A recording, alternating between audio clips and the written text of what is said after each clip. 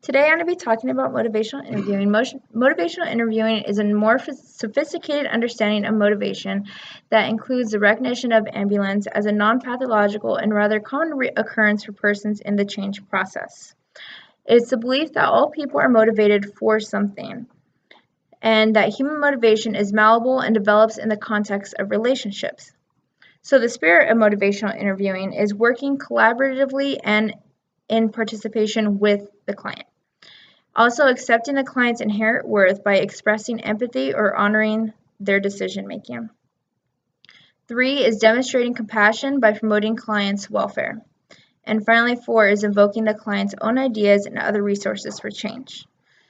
There's also an acronym. It's called Darn Cat, which will be coming up next, and as well as the 4 processes of motivational interviewing.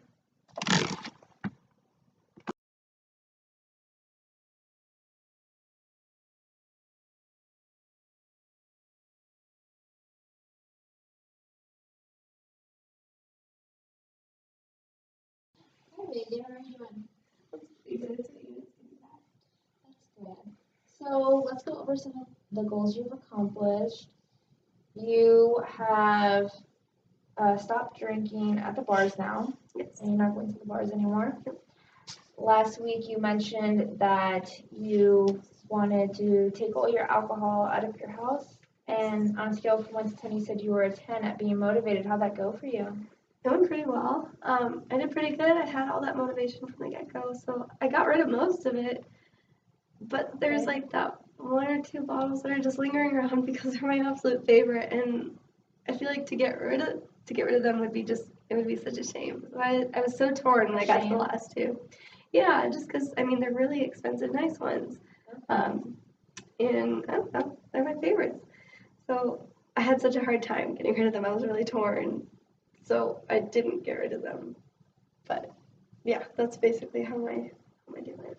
Okay, that's really good. Have you thought of an alternate plan since it seems like you really don't want to get rid of those 2 bottles?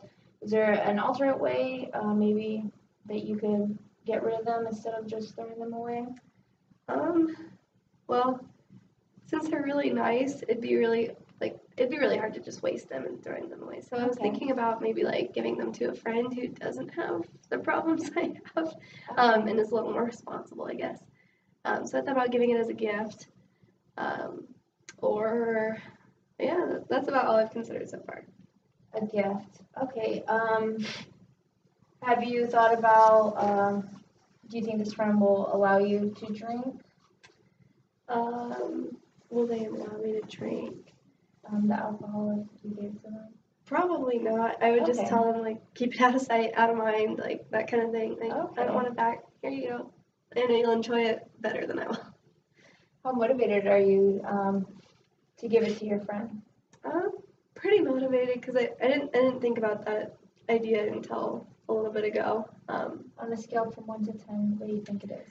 Probably about an 8. An 8? An 8. Okay. So I'm motivated to get rid of it, but at the same time, I'm like, it's going to be a pretty hard goodbye. Okay, so you didn't throw all your alcohol away, but it's okay because you came up with a new goal. Yes. And your new goal is to give it to a friend. Yeah. Okay. Well, I'll see you next week, and we'll see how that goal goes. Thank you so much. So this last video, it was correct because even though Megan failed at one of her goals to throw out all her alcohol, I was still motivating her to keep going and keep going forward and not putting her down for failing a goal, as well as I was rolling with the client on what she wanted to do on her next goal for the week and what she was ready to do. Hi Megan, how are you doing this week? I'm pretty good. How about you, Jackie? Good. Okay, so last week we started talking about how you're gonna throw all your alcohol out of the house. How did that go for you? It went pretty good. I got through most of it. It's all gone. Most of it. Yeah, there's like 2 bottles lingering behind that I'm having a really hard time parting with because they're really nice. Well, you really should just part with them because you want to stop drinking and you're not going to stop if you don't throw them out. Yeah, I know, I want to, but they're really expensive and I think it'd be such a waste to get rid of them. Okay, so what do you think should happen with these 2 bottles? Well, I thought about it on the way over here because I knew you were going to ask me about how it went. And I was thinking about giving them as a gift to somebody so that way they could enjoy it more responsibly and I wouldn't have to deal with it. Well, I don't think that's such a good idea. I think you should just throw them out because if you give them as a gift, you might feel that want or need to drink with them. So just dump it out. Maybe you should just throw them out.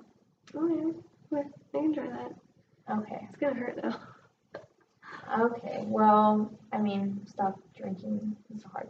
So. Yeah. Well, I'll see you next week, and hopefully you get those 2 bottles thrown out. Yeah, hopefully. This last video was incorrect because I wasn't evoking the client's want or need for change. I was just kind of telling her what she should do instead of what she wanted to do, as well as making her feel bad that she didn't complete her goal that she made the previous week. And I also set the new goal for her to do for this coming week was to dump out her rest of her alcohol instead of her deciding what she wanted to do.